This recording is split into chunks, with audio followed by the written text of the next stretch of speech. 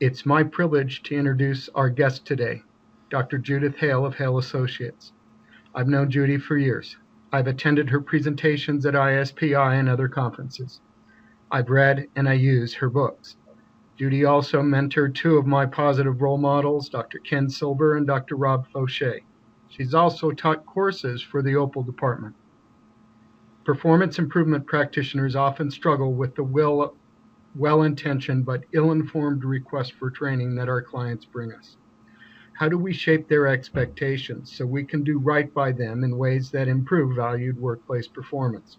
How do we move from order takers to strategic partners?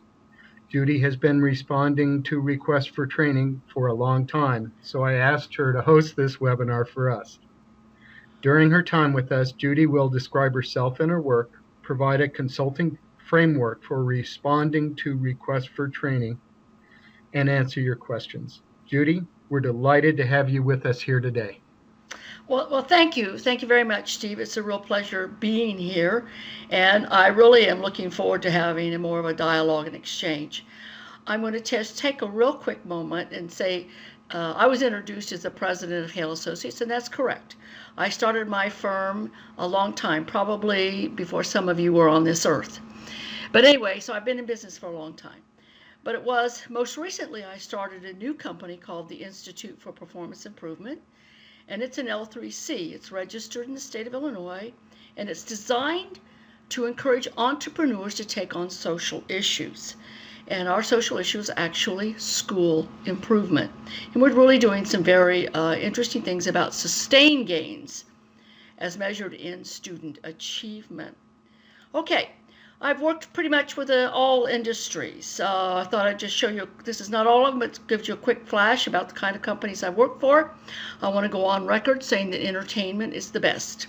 Okay, they're at least fun, but they're very results oriented. Okay, and for those of you who don't know, my master's degree is actually in theater management. I've also worked pretty much around the world, and it's always an interesting challenge and a real learning to work with people in all these different cultures and backgrounds. Most recently, I've been working with people in Cambodia and Albania, developing tests for people who provision wheelchairs. You should know in that part of the world, 1 in 5 depend on wheelchairs. Expected to go as high as 1 in 3 adults will be required to use a wheelchair. That's due to landmines and disease.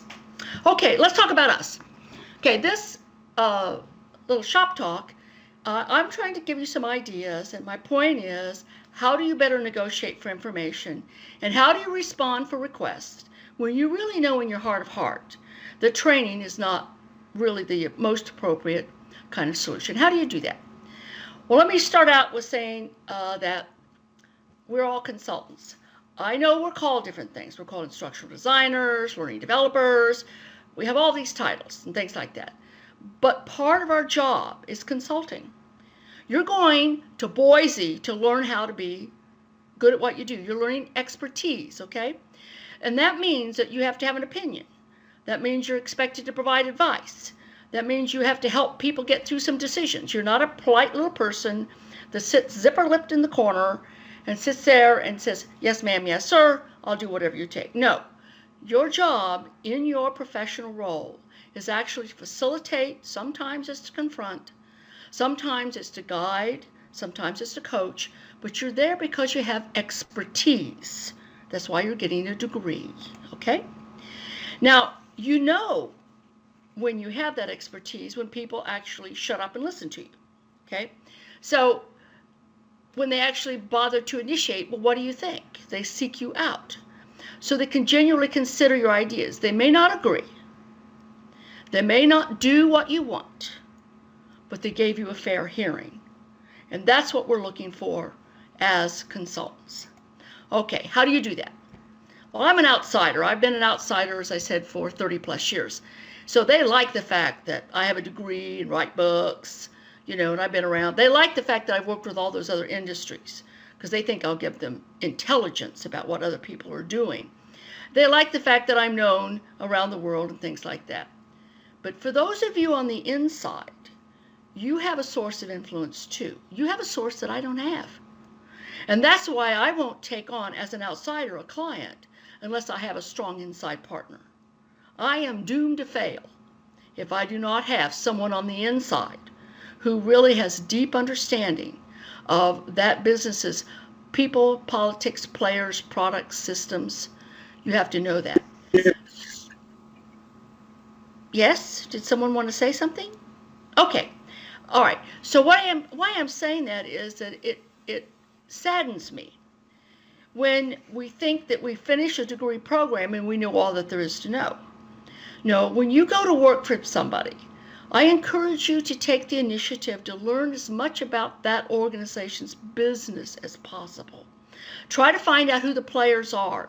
Frequently, they're not the people in powerful positions. They're sometimes the people around them. You need to invest some time in really getting to know and being sensitive to their issues. That increases the chance that they will listen to you and defer to your decisions, at least give you fair consideration. Now, we're almost through my little, my Georgia friends call it the sit and get portion. So we're almost finished with the sit and get. And that is, I believe that in our work, there's three facets. Boise's teaching you this first side, the systematic process. That's what you're here for. You're learning how to do performance analysis. You're learning how to do those kinds of things. Some of the courses may also be teaching you the consulting side, the facilitating side, the confronting side, and those things. And you're probably not getting the business side, and that's okay. But in the business or in our work, if we really want to be successful out there, we have to be able to do all three of these. So the top part is, what are we trying to accomplish? What's the problem? How do we know we got a problem? And we start out being solution neutral. And then how do we get the people we're working with to be open to new ideas, to maybe confront their own behaviors, to give us access to certain things? And that's what it is. This being competitive also applies to you on the inside. I just worked with a major insurance company that risked having its entire learning and performance function eliminated, because they could not demonstrate that what they had done had really contributed to the business. So we worked on, they know, number one, they know the systematic process. They were very weak in consulting, and they had never thought about business development. And they're making some real success, real strides on doing that. Now I'm going to stop at this point. I'm going to give you a little bit more, but I'm going to give you two real examples. I was asked once to train nurses to be nice and at the same time to train them to be less sensitive. So think what that is. I was asked to train nurses to be nicely insensitive, or insensitively nice. I don't know what you want to call that. But anyway, we want them nice but insensitive. All right. I'm a consultant. So I said, of course. Of course. Now hold that thought. The other example I'm going to give you is when I was hired to develop a 90-minute webinar for senior executives, C-suite, CFOs, CIOs, CIOs, whatever. There were 125 of the C-suite and executive vice presidents, teaching them how to be nice. Now, first of all, I get brownie points because I didn't burst out laughing, but instead, because I'm a skilled consultant, I said, of course. And when exactly did you want this webinar? And what is our time frame? And things like that. Now I'm going to try to model some new behaviors related to consulting, okay? In both of those cases, I said, of course I'll do it, but I need about 3 to 4 minutes of your time, because you're going to hire me, and when it's over with, you're going to make a decision about whether what I did worked, and I want it to work. So my questions to you are, one, what are you seeing now that led you to this conclusion? Because clearly you've given it deep thought. Now this is an aside. Remember I told you I have a master's in theater, okay? An aside. This is when we both know they have given it little thought, okay? But I don't tell them that. So instead I said, I know you've given it deep thought. What are you seeing or not seeing that led you here? What are you looking for, okay? What I found out on my nurses is that when they were confronted with a violent patient, a patient that bites you, spits on you, calls you defaming names, The nurses don't know how to handle that. How do you do that? Because the nurses are supposed to get vitals. They're supposed to stick needles in your arm, get blood out, check blood pressure, clean wounds. They're supposed to do stuff. How do you do that when someone is hauling off and hitting you, biting you, screaming at you, poking at you, whatever? Let's talk about insensitivity. When you work the emergency room, especially in some of our inner city hospitals, you see horror. You see horrible, horrible things. You see children with their tongues cut out. You see horrible things. How do you internally clean the wounds, get the vitals, take care of it when you are, shall we say, almost, you draw back. You don't know how to do with that. So those were the real issues here, okay? Now, so I found all that information out in about 2 to 3 minutes. So one of my tips to you is I never ask for hour-long meetings. I never ask for an hour and a half. I say, can I have 7 minutes of your time? Okay? Or we can do it in the hallway. All right? And all I want to know is, what are you seeing now? Because that's the needle I have to change. That's the behavior I have to eliminate. That's what I have to make happen for you to believe the training worked. And you don't want to waste your money. Tip number 2, ask questions that the answer can only be yes. You don't want to say, of course you want to lose money. You don't want to waste your money. Who's going to say no to that? That's a yes question. So ask questions that generate yes answers. Okay. So hold those particular examples. We'll talk about the solutions and how they go. All right? Now, here's what we know. You're learning, you're studying. And you know that for people to be effective in the workplace, it takes more than skills and knowledge. Skills and knowledge are essential. Think about the change, the magnitude of change going on in business and industry. There's a constant disruption of skills and knowledge. But skills and knowledge by themselves will not work unless people have the information they need. They can get it. It's in a form that they can use. It's clear. It's whatever. They understand what they're supposed to do. The purpose is not contradictory. Management doesn't give them, say, turn left, turn right. Management is congruent. Policies support the behaviors that you really want. The reporting structure is efficient. Work is designed efficiently. You're not put through a work process that worked 20 years ago, was made smart sense 20 years ago, but no longer makes sense. Okay? You need to know who's on first, who's responsible, who's accountable, and whatever. Okay? So there's a lot of things going on in the workplace that have to be aligned for people to be effective on the job. Okay? So how do I know? I love this feedback. Do you wait until the end of the year? The performance review is a farce. It is not feedback at all. It's done for compensation purposes. So how do you know? People should have tools to allow them to immediately self-correct, know whether they're on course or not or whatever. Okay? And we need to make sure we're reinforcing the right kind of behavior. People want to have meaningful work. So these are the workplace issues. Having said that, there are people issues. They really lack capability. They lack the capacity. You've given them so much to do. They no longer have the physical, emotional energy to do what's being asked of them.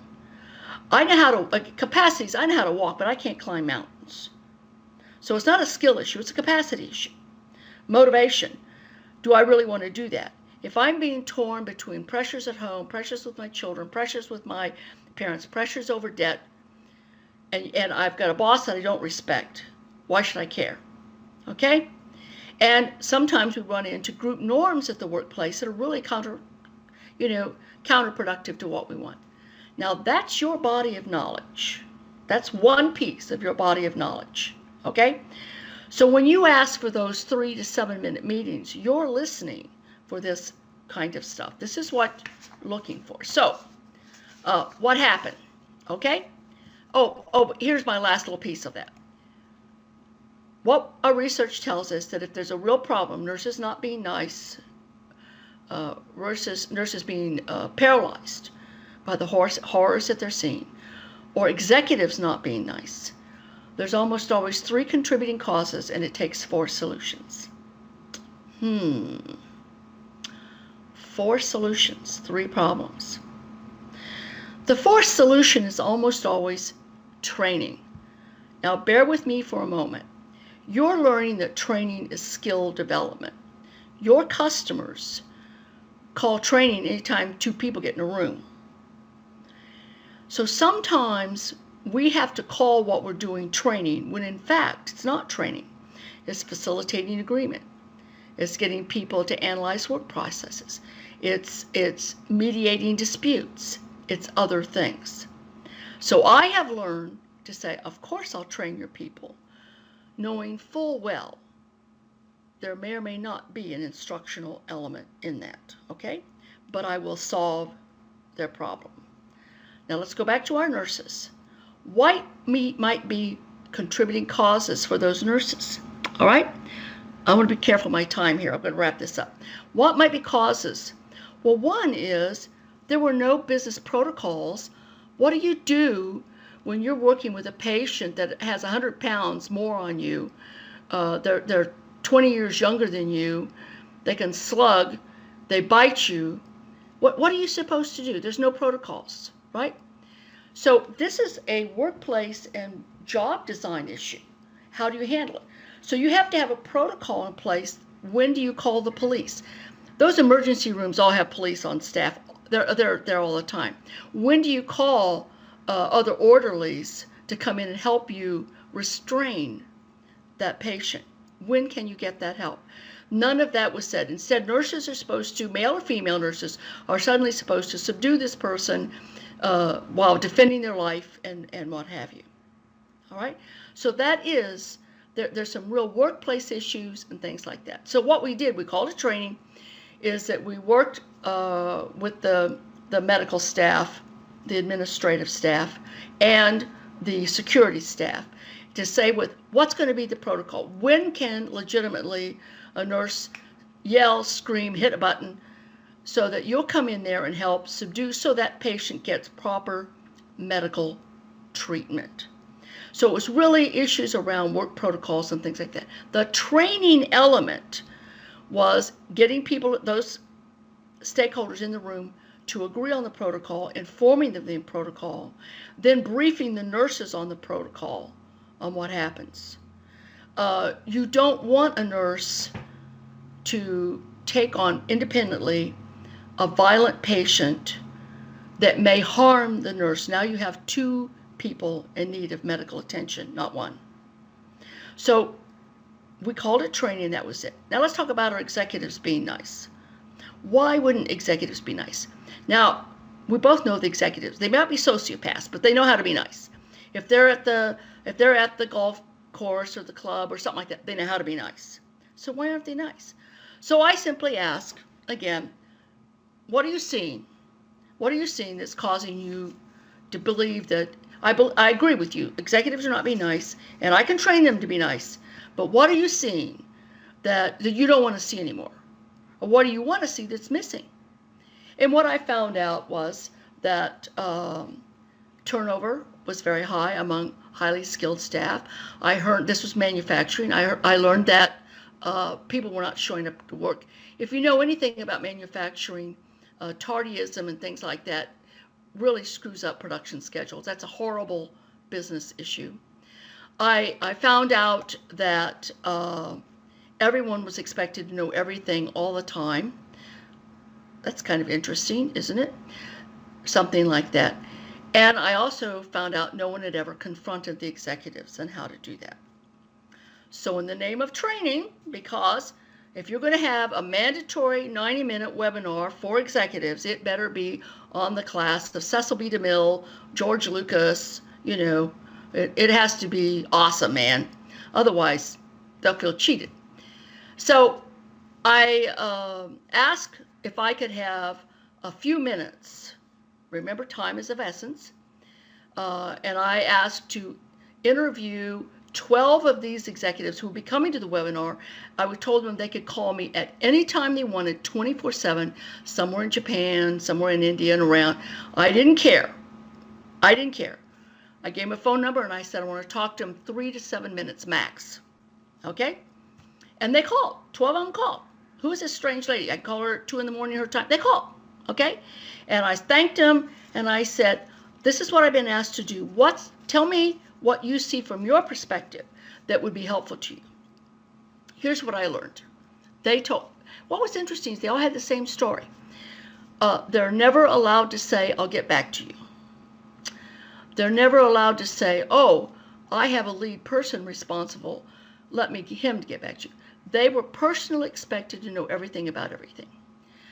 I learned from them that they would be called, and their staff would be called into meetings, taking them off task. They could be called at Sunday morning, Thanksgiving, didn't matter. And they would be called and maybe held into a 2-hour meeting, web conference, of which somebody would have diarrhea of the mouth. There were no objectives, no clear outcomes. And people would leave going, what was that all about? So they were having meetings without following any basic meeting protocols, agendas, good business practices. I found out that their health insurance costs were, the medical director was escalating at such a rate. Well, by the way, I found out 2 of them came to work and committed suicide. I found it interesting that nobody mentioned that. So when a colleague comes to work and blows his head out, don't you think you would probably say something? Anyway, so suicide was apparently the new norm. Anyway, I found out that, as I said, medical costs, the medical director said, we can't tell you that the claims are all over and they're for psychiatric and counseling help. Okay. So I then again went back to HR and medical, and I said, I want a couple minutes of your time. What does this behavior cost the company? Just tell me, what does it cost the company? And we were able to quickly quantify the cost in turnover, tardism, production loss, and taking people off task. Think about being called into a meeting on Sunday morning at 6 a.m. You don't know why you're there. You're told you're required to be there. And somebody yells at you for 90 minutes and then says goodbye. I mean, think about that. Okay. So here's the strategy. Remember, I'm doing training in a webinar. Okay. So I said, thank you very much. This was extremely helpful. So I went back to my client. And I said, oh, this is going to be a hot dang awesome webinar. Here's what I'd like to do. I really think they need to design it, not me, because they're the ones that have to accept it. So I negotiated to get 12 of the target audience to meet with me one morning, and I told them for the first time the cost of their behavior. For the first time, they were told in actual numbers, turnover, tardism, production, okay? And I suggested that what they needed was that they needed to agree on a set of protocols that they would believe to that would reduce that number. Okay, now remember, don't ask questions that the answer can be no.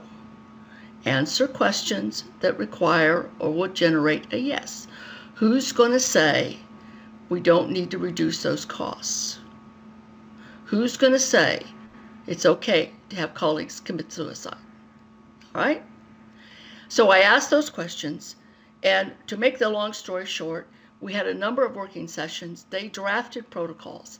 At the end of every session, I said, what are you going to do when you or your colleagues go back to your old behaviors? Not what HR is going to do. Not what Judy, the outside consultant, is going to do. What are you going to do when, not if, you go back to old behaviors? And I made them talk among themselves, and they all had smiles on their faces, and they said it was very interesting. I kept doing that. I cycled 4 sets of executives, and then we finally produced a 90-minute webinar where, again, we laid out the costs. We laid out and we spelled out the protocols. We came up with 12 protocols, how to run meetings, who to call. They would forward all their forward all their voicemails. You come to work and you have 6 hours of voicemail to listen to. Do you feel informed? Everyone copied everybody on their email. You would get 300 to 400 emails every day. Do you feel informed? So that was insane. So I got them to change all those things. Okay, they believe they got training. So here's my summary. Be good at what you do. Be good at what you do. Don't be ashamed of what you do. Don't be afraid of what you do. You are learning something that's of value, okay? Also pay attention to your enabling skills. Learn how to communicate, consult, build relationships, build trust, okay? And make a time to understand, get to know the people, the processes, products, practices of your business and their competitors. So with that, I would love to have some questions. You people are being very quiet, Steve. I thought you said they'd be raising their hand here. Oh, here's one. You use a client's language to communicate with them. We're using... Yeah. When did you realize you had to be bilingual? Well, I never say I have to do a needs assessment. I never say, well, I have to do a cause analysis. I say, I need to find out some facts, Jack, okay? And the facts are, what are you looking at now? Because that's what I have to change for you to believe that this investment in me made a difference. That's what I do. I guess that's bilingual. Is that what you're saying, Steve? Yeah, I never give my clients a language lesson. I never say, let me tell you about my discipline and how I do this. Sometimes they might ask, and then I'll share. But my job is to talk their issues. So I talk about fact-finding, doing some upfront work. So do we have any other questions or comments, Steve? Oh, Ross. Sounds like the CEO. Can you provide some insight how you influence the change of behavior in the top lead of your client? I imagine that he didn't expect that you might be looking in the mirror when you asked for training. Well, he didn't. But I'll tell you a secret, but if you'll just make it between you and I, Ross. I actually asked him, I said, who's the asshole in the room? Those were my exact words. Okay?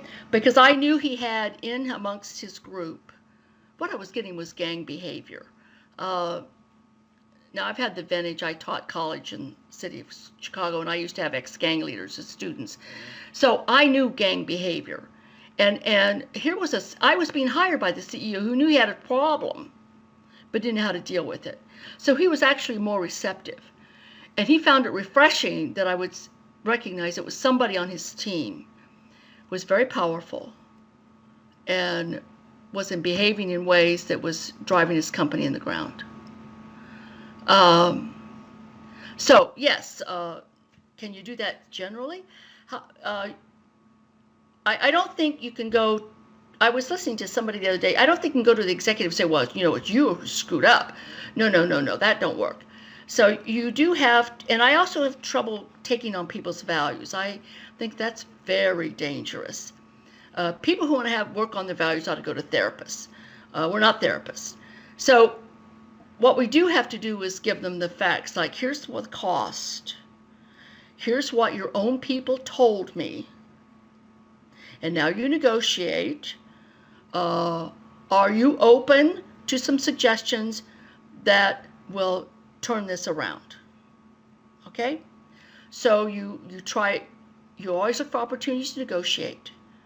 You always look for opportunities to get them to agree. And you be very respectful of their time. You be very, very respectful of their time. I hope I explained that a little bit on Ross. Yes. Okay, so anybody else have any questions here?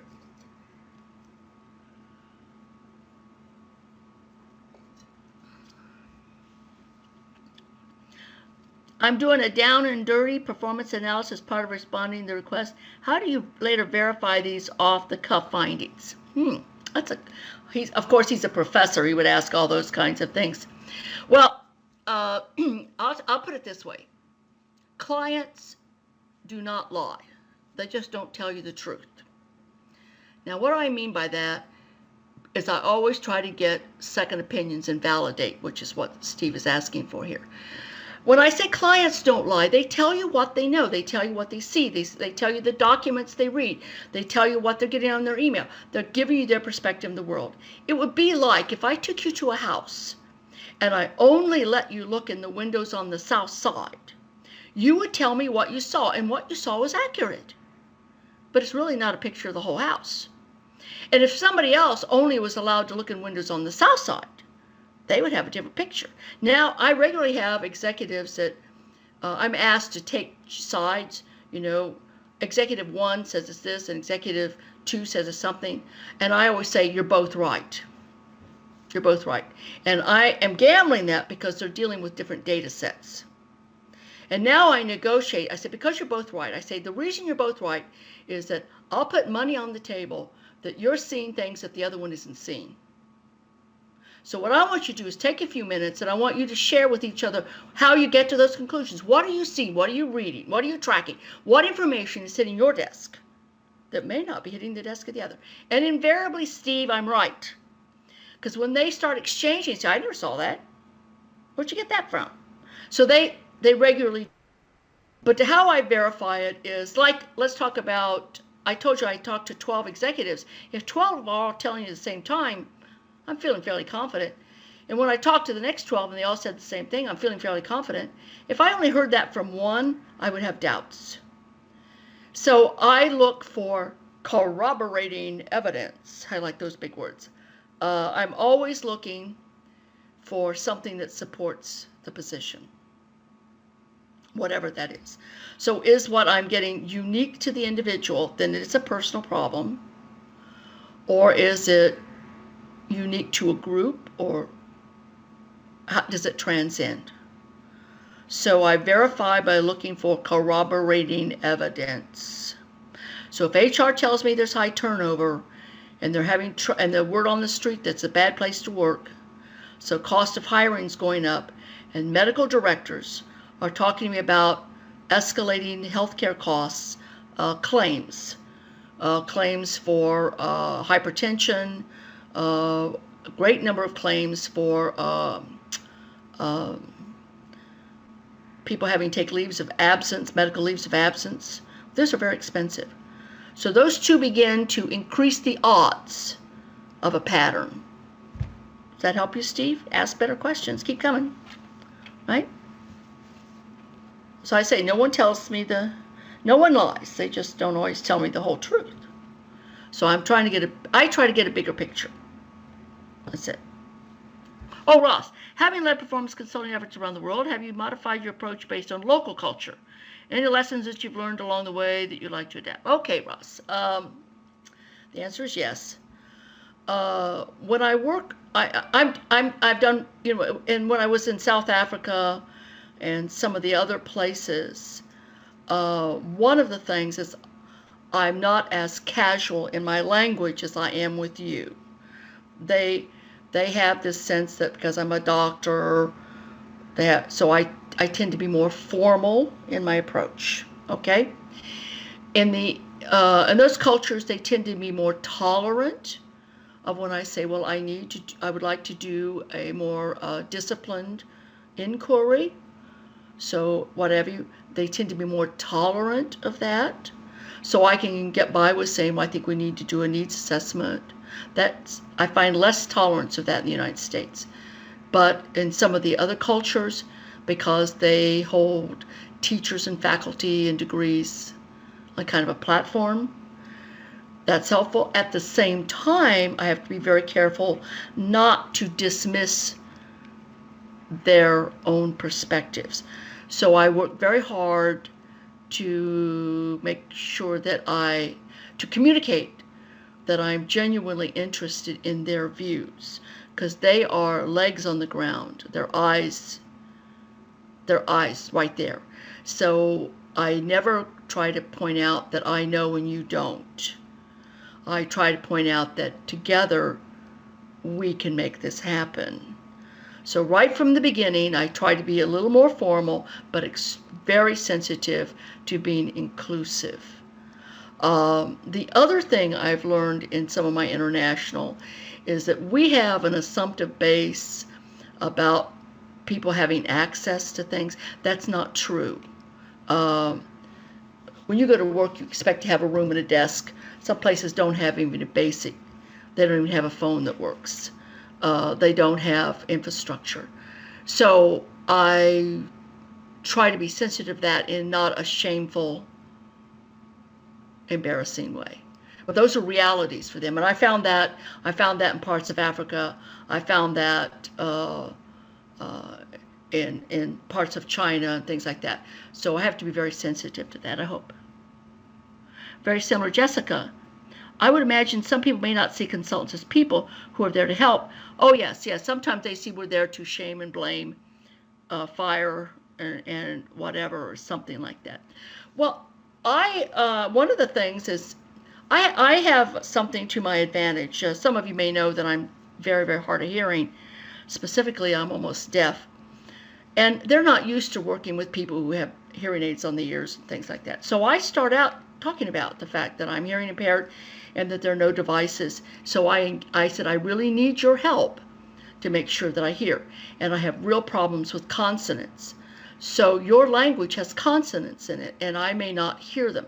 So I try to position it that I start from the beginning saying, look, you might ask a question, but the question I hear may not be the question you ask.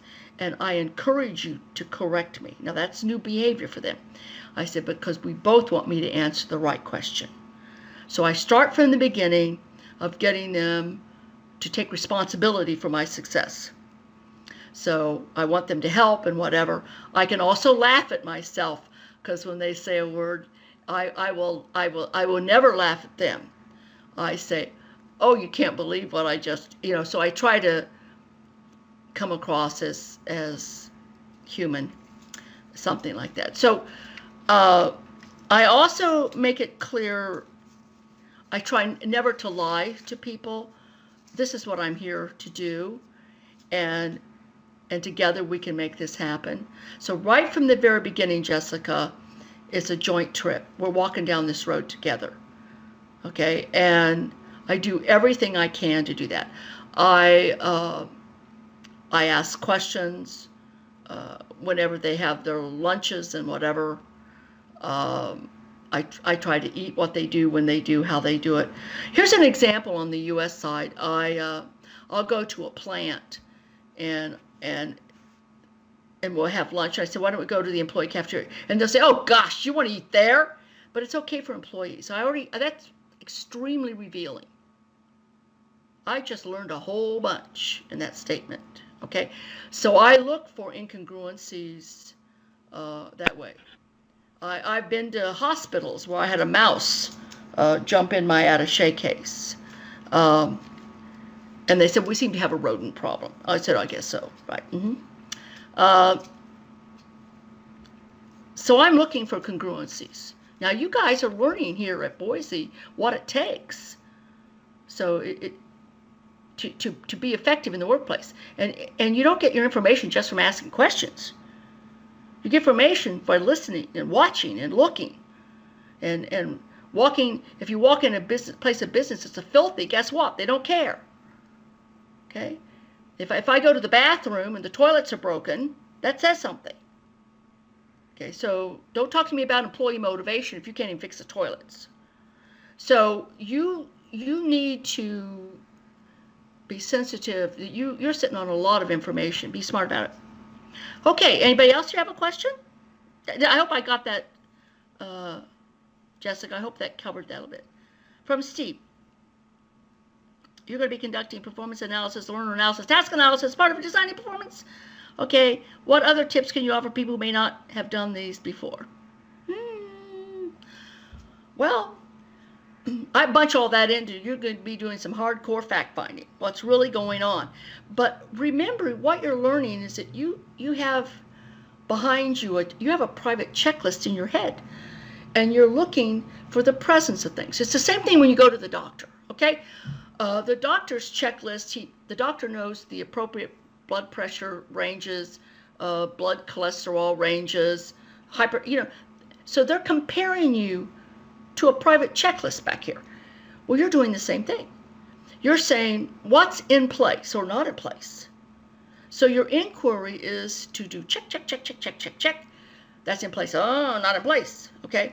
So think of it that way. But if you don't have a checklist, it's all kind of an interesting conversation, inquiry. It doesn't mean anything, right? I hope. So, Steve, if you've got anything else you want me to do, let me know. Does anybody else have any questions or comments here? By the way, I do drink Dr. Pepper. Okay. You won't work with clients who aren't willing to partner with you. What do you look for in a qualified potential client? Okay. Sometimes I get brought in by a brand new head of learning and development because that person was hired because there's a problem, okay? And that's always very nice because there's opportunity, but it's also extremely dangerous. That new person may be visionary, may be capable, but that person really has little credibility or influence in their own organization. They're too new. So I ask who on the team, who's going to be on the team? And I'm looking for people who've been there for time, had some time, ideally may have worked in multiple departments or had some experience. I'm looking for those kinds of things. I'm looking for depth of experience across, something like that.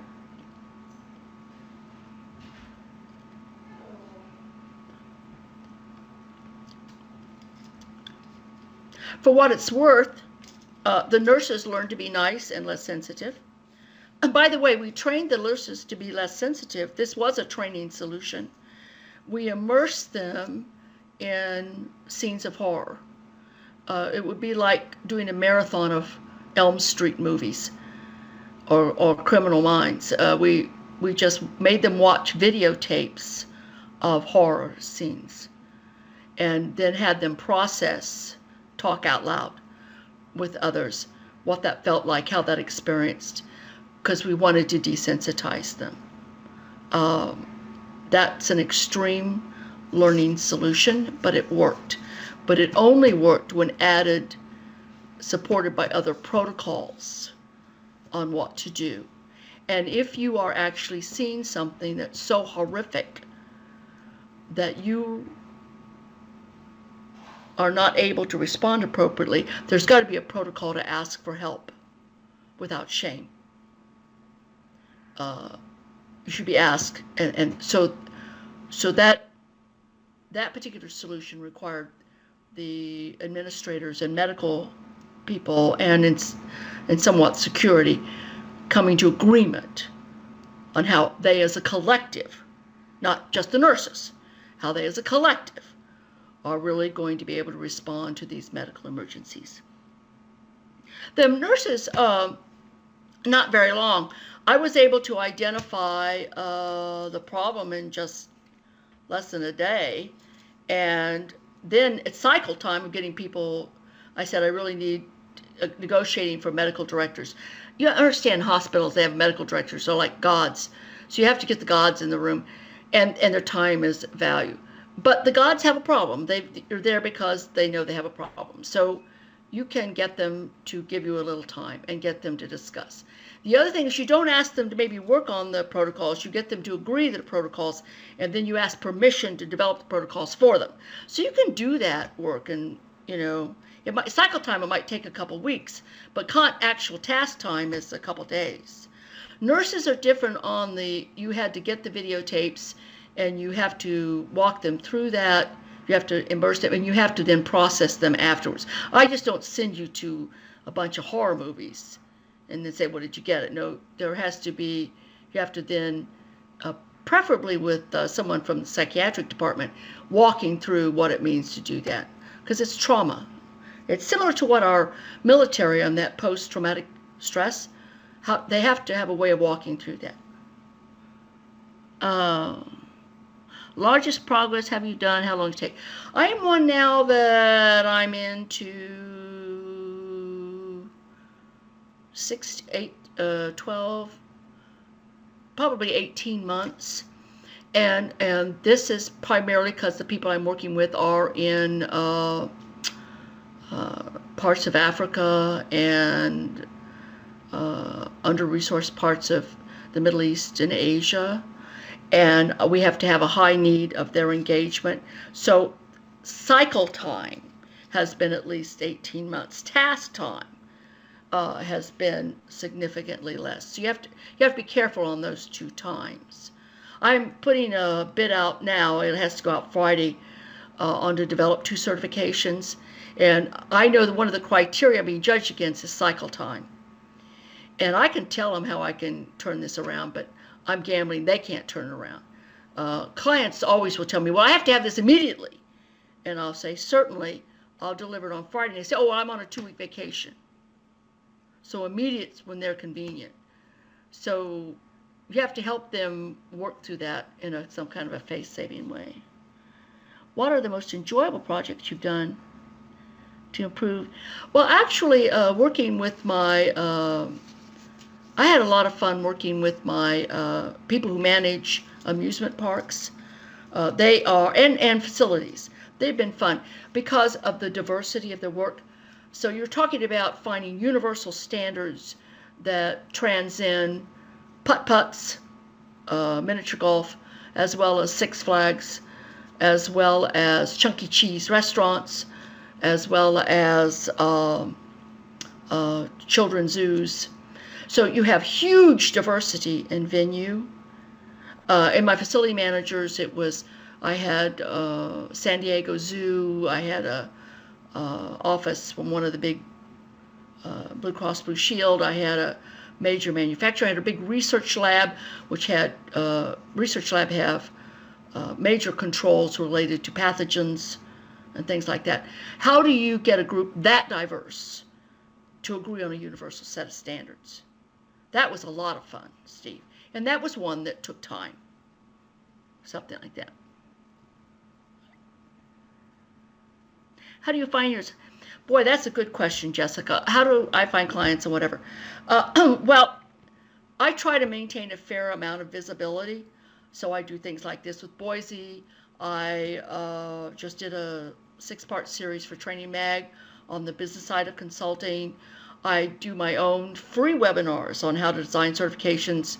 You can go to my website. I do those on a regular basis. I speak. I do a lot of volunteer work. I try to sit on major task forces. Last year I was on a technical advisory committee to develop standards for maintenance of certification. One of my colleagues is on a TAG, technical advisory group, to develop standards for micro-credentials. So I seek opportunities that position me as an expert and give me name and face time. That's how I do it. I show up at a lot of places.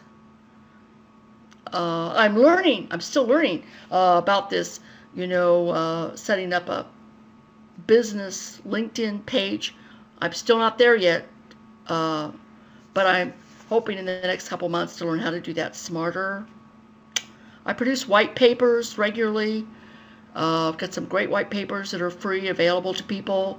You just have to log on and give me your email to get them, though. So I do those kinds of things. A lot of my work is referral. Yeah, that help? There's an upside to being old and there's a downside to being old. Okay, the upside, you've been around the block. The downside is you can't be seen as a has-been. So I do things very hard to show that I'm up to date and current, something like that. How do you create the calendars? My rule of thumb, Steve, is I actually rehearse in my head.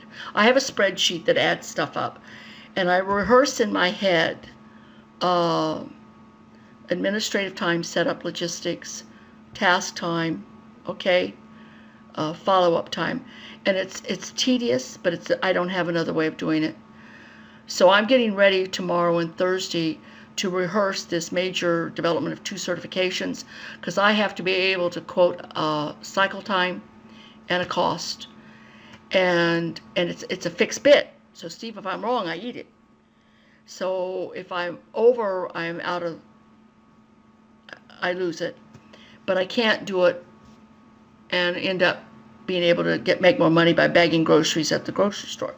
So I actually sit down and rehearse. It's a private time. I rehearse what's that going to do, what's that going to do, what's that going to do. And over time, you kind of get a sense about what that is. I don't have a shortcut. How do I build ISPI to build my expertise? Well, I've been a member of ISPI for a very long time, and I certainly, I pretty much go to all their conferences. I know that's not feasible for everyone or something like that. But if I can't go to the conference, I try to build networks and get to know. So I have a really good network of people that I can run ideas by and say, does this make sense? And they know that they can give me good feedback and I won't get angry or fall apart. So I use those opportunities to really build good networks that way. Because I know that not everyone has the time or the finances to go to conferences. But if you do get to go there or something like that, you can meet people and say, can we stay in touch? Could I draw on you? Be happy to share with what I have. So I just had someone send me a delicate document and to get feedback. And I know that I can send that person delicate documents and say, does this make sense? So that way. So that's it's called building relationships, okay? And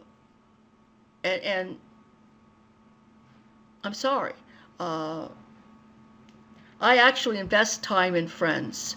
I'm not as good as I'd like to be, but I have a couple friends all over, and we have a standing call-in date on Sunday morning because one of them's out doing 10-mile walks and can talk to me on her headset.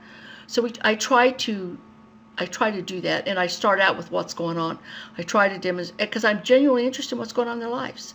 I learn from that. But relationships take time. I'm really not an outgoing person. I would just soon sit home and work crossword puzzles. And a lot of people think I'm effervescent and outgoing. I'm not. I'm just skilled at talking good. Don't confuse those. Building professional networks. Well, if you're in a class here at Boise, and you need to get to know these classmates of yours and maintain a relationship after this class is over with, you need to say, could I have your personal email? Would it be okay if I check? How can I do that? And you need to be able to bring something to the party.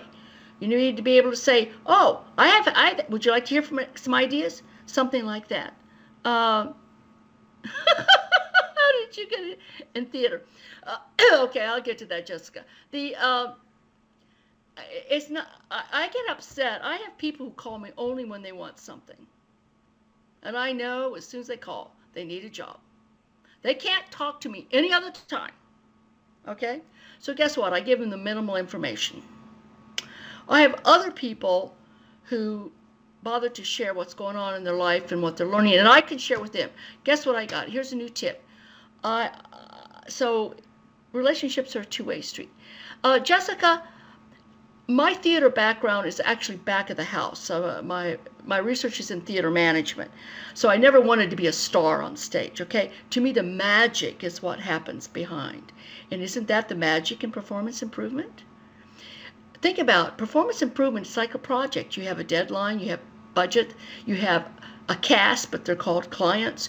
You got to get them all to learn the lines and line up and show up at the right time. So it brings a lot of that. So I've actually built on that experience very, very much so. How I got into it, I got my degree, and I went into teaching, and I was a tenured person, bored out of my gourd. Students love me, but it's not fair to let my students suffer for my boredom. So I quit. I started my own company in ignorance. I will tell you quite honestly, if I knew then what I knew now, I would have never had the courage. So there is some strength in ignorance. And I went out and proposed ideas, and I got people to listen to me. I wrote 7 letters to corporations in Chicago, and 5 of them called me up. So now I was in business. So can you do that today? Probably not. Hey, but we had that guy competed for his middle seat Doritos, and he got $1 million. Nobody told him he couldn't do it. He just did it. So what else can I say? But theater actually was a better background than you think, because it's project-based. It's results. The audience likes it or doesn't. Boy, got news for you. Okay? You get funders, you don't. Right? And you have to work with egos. You have to work with prima donnas and divas. You also have to work with your technical experts. That's the lighting costumer. So it actually prepares you for this work more than you think. What are the next projects? Well, I'm hoping this bid that's coming out, and I told you about this company with some 6,000 courses, learning to do that. I going to be bidding on doing a job. By the way, the certification is a practice based on a practice analysis, not a job analysis. So I'm trying to convince them that that's the difference because of diversity of venue. Next, I have, because of our work in schoolwork, I've been asked to validate what we call personal competencies. They want teachers to have personal competencies, cognition, metacognition. Makes me want to, forgive me, barf. Those are psychological terms that are valid terms. They're very, very good, but they don't have any meaning to my audience. So we have to frame that language in a way that's meaningful, and we have to frame it in a way that you, how would you feel if somebody came and said, well, I'm here to fix your personal competencies? Wouldn't you feel pretty, you wouldn't want that. So I'm trying to work with this client to understand that we have some serious sensitivity issues here, and we can't start from the premise that people are stupid. We have to start from the premise that people are capable, working in horrific conditions, and how can we help them? So I'm designing a study to do that. Does Judy work with government clients, and how's that different from commercial? Government clients, I just wish they'd be straight. They have a budget. They can only pay so much a day. Just tell me what it is, and I'll work within your constraints. Just don't ask me to redo because I don't guess right. With commercial clients, I can say, here's the price jack. With government clients, they say, we're only allowed to pay so much a day. Just tell me what it is, and I'll work with that. Government clients, I have to sometimes get through your procurement people. I have to sometimes do that with commercial. I don't know that there's much difference other than your purchase and your procurement protocols.